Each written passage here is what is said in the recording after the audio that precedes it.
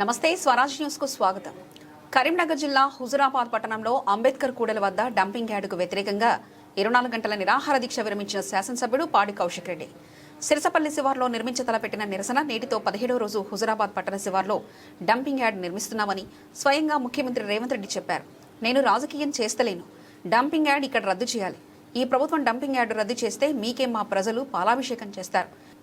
నేనే పాలాభిషేకం చేపిస్తా.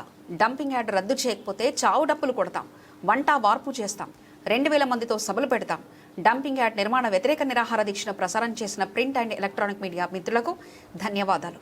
ఈ దీక్షను విజయవంతం చేసిన మహిళా సంఘాలకు, రైతులకు, ప్రజలకు, రాజకీయ నాయకులకు ధన్యవాదాలు.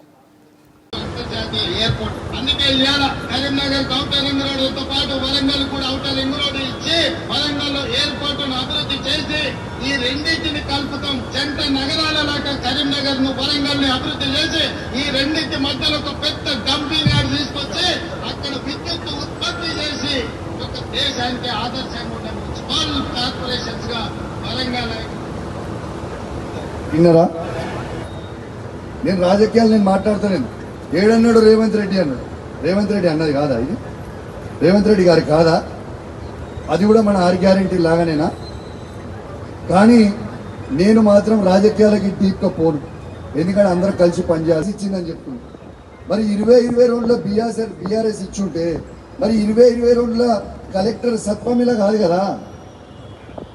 కలెక్టర్ ఎప్పుడు వచ్చింది? సత్పమిల కలెక్టర్ 2023-30 అక్టోబర్లో ఎలక్షన్ కమిషన్ తీసుకొని వచ్చింది. మరి అక్కడ ఈ దొంగ ప్రచారం చేసి అబద్ధాలు చెప్పి చెప్పి చెప్పి నిజం చేసే ప్రయత్నం చేయకండి దయచేసి. వారు చేసిండు, వీరు చేసిన కాదు, బాజాబ్తు ఈ గవర్నమెంటే పెట్టింది. అది 100% నిజం. బాజాబ్తు చెప్తున్నా, ఈ గవర్నమెంటే ఇప్పుడు రద్దు చేసే పవర్ కూడా ఈ గవర్నమెంట్కే ఉంది. దయచేసి మీకు దండం పెట్టి చెప్తున్నా, ఈ రాజకీయాలు వద్దు. హుజురాబాద్ ప్రజల ముద్దు, హుజురాబాద్ ప్రజల ప్రాణాలు ముద్దు. మీకు దండం పెట్టి చెప్తున్నా, మళ్ళా చెప్తున్నా, మీరు రద్దు చేపియండి. మీకోసం పోరాటం చేసే బాధ్యత మీకు. పాలాభిషేకం చేస్తారు. రద్దు చేయండి, ప్రజలు చేస్తారు. వంట వార్పులు చేస్తాం, 2 లక్షల మందితో సభలు పెడతాం.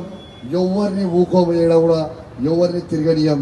ఇది మీకు టైం ఇస్తున్నాం. మీ 10 రోజులు కాకపోతే ఎప్పుడు చేస్తారో చేయరు, కానీ చెయ్యండి. చేయకపోతే మాత్రం ఇలా తిరగనికేనే మీకు ఇబ్బంది అవుతుంది అని కూడా మీ అందరు కూడా హెచ్చరిస్తా ఉన్నాను. తర్వాత ఎక్కడ కూర్చున్న మన వాళ్ళు కూడా అందరూ